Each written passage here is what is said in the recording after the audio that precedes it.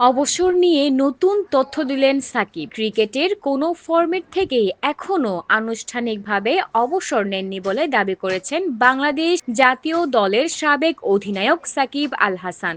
সেই সাথে home of cricket খ্যাত মিরপুর শেরেবাংলা জাতীয় ক্রিকেট স্টেডিয়ামে নিজের শেষ আন্তর্জাতিক ম্যাচ খেলার ইচ্ছার কথাও জানিয়েছেন সাবেক এই বিশ্বসেরা অলরাউন্ডার। যদিও ভারতের বিপক্ষে কানপুর টেস্টের আগে সাকিব জানিয়েছিলেন টেস্ট ও টি-20 থেকে অবসরের সিদ্ধান্ত নিয়েছেন। নিজের শেষ টি-20 খেলে ফেলেছেন আর শেষ টেস্টটা খেলতে চান মিরপুরে। যদিও দক্ষিণ আফ্রিকার বিপক্ষে মিরপুর টেস্টে আর খেলতে আসা হয়নি। এবার সাকিব দাবি করলেন সমর্থকদের জন্য হলেও মিরপুরে খেলতে চান তিনি। ক্রিকেট বিষয়ক জনপ্রিয় ওয়েবসাইট ক্রিক বাজকে দেয়া সাক্ষাৎকারে সাকিব জানিয়েছেন কোনো ফরম্যাট থেকেই এখনো অবসর নেননি তিনি। সাকিব বলেন, না, সত্যি বলতে কোনো ফরম্যাট থেকে আনুষ্ঠানিকভাবে আমি এখনো বিদায় নেইনি। অবশ্যই মিরপুরে শেষ ম্যাচ খেলা যতটা না আমার জন্য, এর চেয়ে বেশি সমর্থকদের জন্য। সম্প্রতি সাকিব মার্কিন মূল্যকে খেলেছেন মাইনর লিগ ক্রিকেট। অখ্যাত এই লিগে সাকিবই যেন ছিলেন সবচেয়ে বড় তারকা। তবে ছোটখাটো এই টুর্নামেন্টে খেলা নিয়ে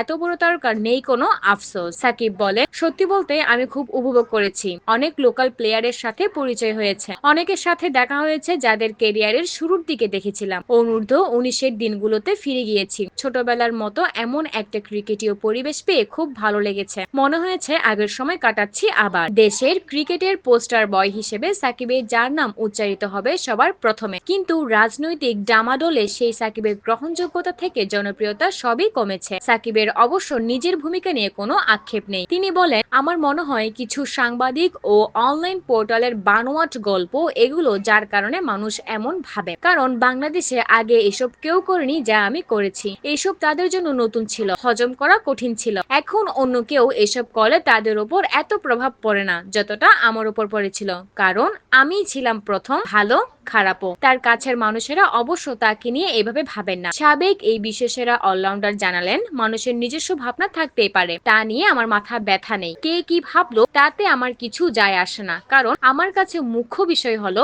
আমার কাছের মানুষেরা আমাকে নিয়ে কি ভাবছে। তারা কেউ এমন ভাবে বলে মনে হয় না। জুলাই আন্দোলন চলাকালে কানাডায় এক ভক্তের সাথে মাঠে বাক বিতণ্ডা হয় সাকিবের। তিনি ক্ষিপ্ত কণ্ঠে জানতে চান, আপনি দেশের জন্য কি করেছেন? আর সেই থেকে বাড়তে থাকে সাকিবের নিন্দুকের সংখ্যা। কাছাকাছি সময়ে সাকিব তার পরিবারের সাথে কানাডায় সময় কাটাচ্ছেন এমন ছবি পোস্ট করেন তার স্ত্রী, যে দেখে সবাই ক্ষোভে ফুঁসে ওঠেন। সাকিব দাবি করলেন, ওই সময় তিনি দেশের পরিস্থিতিই জানতেন না। তিনি বলেন, এটা এমন এক মুহূর্ত যা আমার বিপক্ষে চলে গেছে, কারণ তারা ভিন্ন কিছু প্রত্যাশা করছিল। আমি আবার ওরকম পরিস্থিতিতে ছিলাম না, অথবা আমি পরিস্থিতি জানতাম না সত্যি বলতে। তাই আমার জন্য কাজটা কঠিন ছিল। আমি বাড়ি থেকে অনেক দূরে ছিলাম। আমি মনে করি ওই জিনিসটাই আমার বিপক্ষে গেছে। তাদের দৃষ্টিকোণ থেকে ব্যাপারটা দেখে আমি একে পূর্ণ শ্রদ্ধাও জানাচ্ছি। তবে এই জন্য কোনো আফসোস নেই। আমার মনে হয় ধীরে ধীরে মানুষ এটা যখন বুঝতে শুরু করেছে। ফাহমিদা হাশেম, আজাদ ডেস্ক।